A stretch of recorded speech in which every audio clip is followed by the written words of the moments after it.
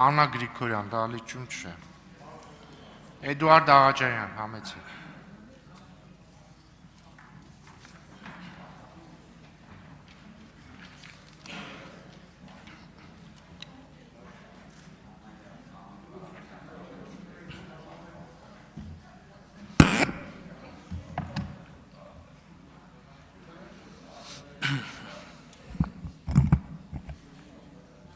Հայաստանի Հանրապետության մեծարգո վարչապետ,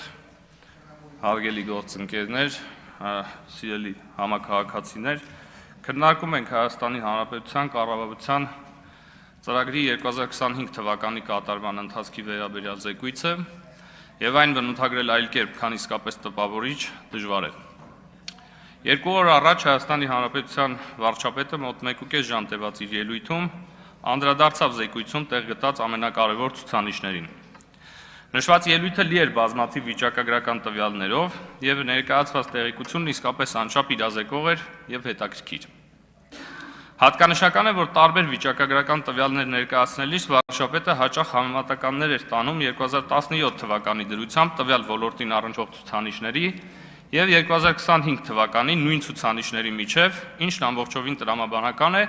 որովհետեւ այդպիսով առավել ակնառու են դառնում հեղափոխության բերած բարեփոխումների մասշտաբները։ Հարգելի գործընկերներ, հաշվի առնելով, որ սույն զեկույցը քննարկվում է համապետական խորհրդարանական ընտրություններից ընդամենը 51 օր առաջ, եւ որ ըստ այդմ դժվար է գերագնահատել այս փաստաթղթի նախընտրական նշանակությունն ու կարևորությունը, ձեր թույլտվությամբ ես կմեջբերեմ գրեթե նույն վիճակագրական ցուցանիշները, ինչ մենք լսեցինք 2 օր առաջ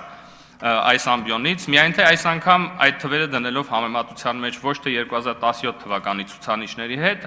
այլ նախկինների կողմից նույն ժամանակահատվածի կառավարման ցուցանիշների հետ։ Ինչու, որովհետև փաստ է, որ գալիք խորհրդարանական ընտրություններին մեր քաղաքացիները պիտի ընտրություն կատարեն նախկինների եւ ներկաների միջև, եւ հետեւաբար բացի սուր քաղաքական նախկին ներկա հաճախ անձնական վիրավորանքների հասնող խոսույթից, որը հաճախ կարող է լինել ավելի մոլորեցնող, քան կողմնորոշող, անհրաժեշտ է համեմատությունը տանել վիճակագրության տեսքով, որն իմ կարծիքով առավել ակնառու է դարձնում իրական պատկերը։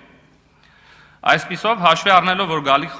գալիք ընտրություններին նախկինները մասնակցում են պատերազմի եռագլուխ կուսակցության ձևաչափով, ցաքուցրիվ ցրված լինելով այդ երեք քաղաքական ուժերի միջև, առաջարկում եմ 2018-ից 25 թվականների ցուցանիշները համեմատել 2010-ից 17 թվականի ցուցանիշների հետ, որպես նույն տևողության երկու տարբեր կառավարությունների, նախկինների եւ ներկաների կառավարման ժամանակահատված։ Եվ ըստ այդմ հետևություն անել, թե ինչ ընտրության առջև ենք կանգնած լինելու գալիք խորհրդարանական ընտրություններին։ Խնդրում եմ նաեւ հաշվի առնել, որ մեր կառավարման տարիներին բաժին ընկած երկու աղետալի ճգնաժամերը՝ համավարակն ու պատերազմը։ Եվ այսպես, ինչպես այդ արդեն նշվեց, 2018-ից 25 թվականներին Հայաստանի Հանրապետության ՀՆԱ-ն միջին աճը կազմել է 5.8%։ Նույն ժամանակահատվածի, այսինքն 10-ից 17 թվերի միջին վիճակագրական միջին ՀՆԱ աճը կազմել է 3.9%, այսինքն գրեթե 1.5 անգամ պակաս։ Եթե հանում ենք կոവിഡ് եւ պատերազմի տարիները եւ վերցնում ենք 21-ից 25 թվականները համեմատելով 12-ից 17-ի հետ, տարբերությունը դառնում է գրեթե 2 անգամ՝ 7.9 եւ 4.2։ 2010-ից 2017 թվականներին Հայաստանի Հանրապետությունում նոր աշխատատեղերի գրանցման թիվը կազմում է 100,000, միջին տարեկան աճ 12,500։ Նույն ժամանակահատվածում մեր կառավարման տարիներին այս թիվը կազմել է 280,000, միջին տարեկան աճ 35,000, այսինքն 3 անգամ ավել, 3 անգամ։ 2010-ից 17 թվականներին Հայաստանի Հանրապետությունում կառուցվել է 1800 կիլոմետր ճանապարհ։ 2018-ից 25 թվականներին Հայաստանի Հանրապետությունում կառուցվել է 4735 կիլոմետր ճանապարհ, 2.6 անգամ ավել։ 2010-ից 17 թվականին ուշադրություն Հայաստանի Հանրապետությունում 0-ից կառուցվել է ընդամենը 18 դպրոց։ Վերանորոգվել կամ հիմնանորոգվել են 170-ը, ավելի ճիշտ վերանորոգվել։ Ինչպես արդեն գիտեք, այս տարվա վերջ Հայաստանի Հանրապետության նոր կառուցված դպրոցների թիվը անցնելու է 300-ը։ Ընդ որում հատկանշական է, որ դպրոցաշինության համար ծախսված գումարները իրականում այս տարբերությունը չունեն, ընդամենը 4-ից 5 անգամ է տարբերությունը, ինչը նշանակում է, որ առնվազն 20-25%-ի չափով այս ֆինանսավորումը հատկացվել է պետական բյուջեից, բայց դրանց արդյունքները մենք չենք տեսել։ Գիտության ոլորտին 2010-ից 17 թվականներին դինամիկան ունեցել է հետևյալ տեսքը. 10 թվականի դրությամբ 8.4 միլիարդ, 17 թվականի դրությամբ 14.3 միլիարդ, աճը 70%։ Մեր իշխանավարման տարիներին 14.3 միլիարդից 40.2 միլիարդ, աճը 180%։ Միջին տարեկան աճը 3.3 միլիարդ համեմատ նախկինների 0.73 միլիարդ, 4.5 անգամ ավել։ 2010-ից 17 թվականներին առողջապահության բյուջեն 53 միլիարդից դարել է 85 միլիարդ, աճը 60%։ 18-ից 25 թվականներին առողջապահության բյուջեն 81.3 միլիարդից դարել է 206 միլիարդ, աճը 154%։ Միջին տարեկան աճը համեմատության կարգով 4 միլիարդ եւ 16 միլիարդ, 4 անգամ ավել։ 2010-ից 17 թվականներին նվազագույն կենսաթոշակը 13200-ից դարել է 16000, ընդհանուր 21% աճ, կամ միջին տարեկան աճ 350 դրամ։ Համեմատության կարգով 18-ից 25 թվականներին նվազագույն կենսաթոշակը 16000-ից դարել է 46000, կամ 3 անգամ, այսինքն 187%, կամ 3 անգամ, կամ միջին տարեկան աճի 3750 դրամ, 10 եւ ավել անգամ ավել։ 2010-ից 17 թվականներին միջին իրական աշխատավարձը բարձրացել է 15%-ով։ 17-ից 25 թվականներին միջին իրական աշխատավարձը բարձրացել է 50%-ով, 3 եւ ավել անգամ։ Եվ վերջապես վերջերս պաշտպանության նախարարը մի թիվ հնչեցրեց, որը ես կարծում եմ բավարար ուշադրության չանդրադարձավ, հարգելի գործընկերներ եւ սիրելի հայրենակիցներ, պարզվում է, որ 2021-ից 25 թվականներին ռազմական տեխնիկայի եւ սպառազինության ծախսերը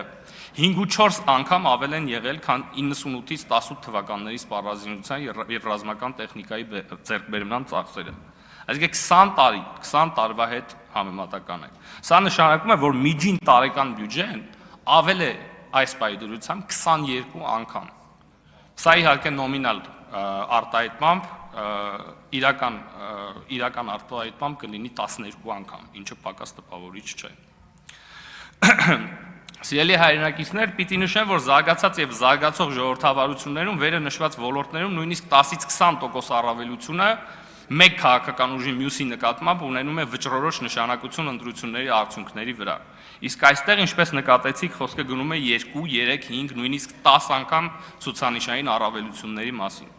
Բայց ի վերջո ինչ են մեզ ասում այս թվերը։ Այս թվերը մեզ ասում են, որ եթե գալիք ընտրություններին քվեարկեք եռագլուխ պատերազմի կուսակցության, այն է Սամվել Կարապետյանի, Ռոբերտ Քոչարյանի կամ Գագիկ Ծառուկյանի ղեկավարած քաղաքական ուժերից եւ որևէ մեկի օգտին,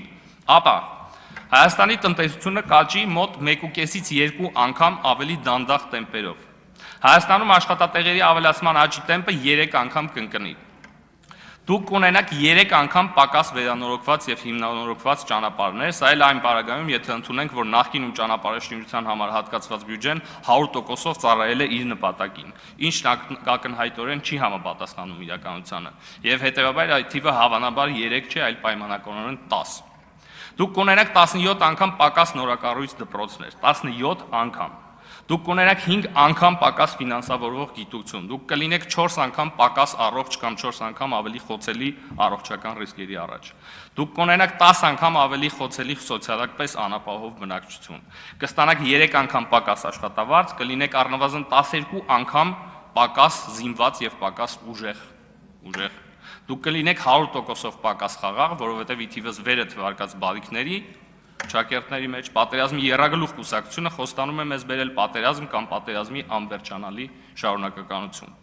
Եվ վերջապես դուք կդադարեք լինել այս երկրի տերը, որովհետև ձեզանից կգողանան ձեր իշխանություն ձևավորելու իրավունքը։ իրավունքը Հայաստանը վերադարձնելով ընտրակեղծարարության դարաշրջան։ Նրանք նույնիսկ ընդդիմության կարգավիճակում են փորձեր անում մեր քաղաքացիներին առուծախի առարկա դարձնել, դժվար չէ պատկերացնել իշխանության գալով ինչ դեր կվերապահեն ժողովրդին։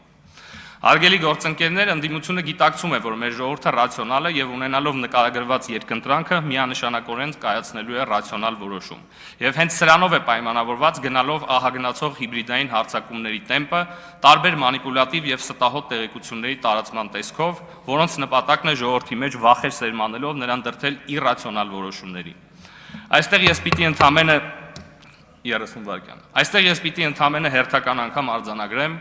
որ նրանք այդպես էլ չճանաչեցին մեր քաղաքացիներին եւ իսկապես չեն պատկերացնում, թե ինչ սուբյեկտի հետ գործ ունեն։ Իսկ դրա պատասխանը նրանք կստանան հուլիսի 7-ին, երբ մենք բոլորս միասին կգնանք ընտրատեղամասեր եւ տեր կկանգնենք մեր բարեկեցիկ ապագային, մեր պետականությանը, մեր խաղաղությանը եւ մեր ազատ եւ երջանիկ Հայաստանին։ Արծվիկ Մինասյան։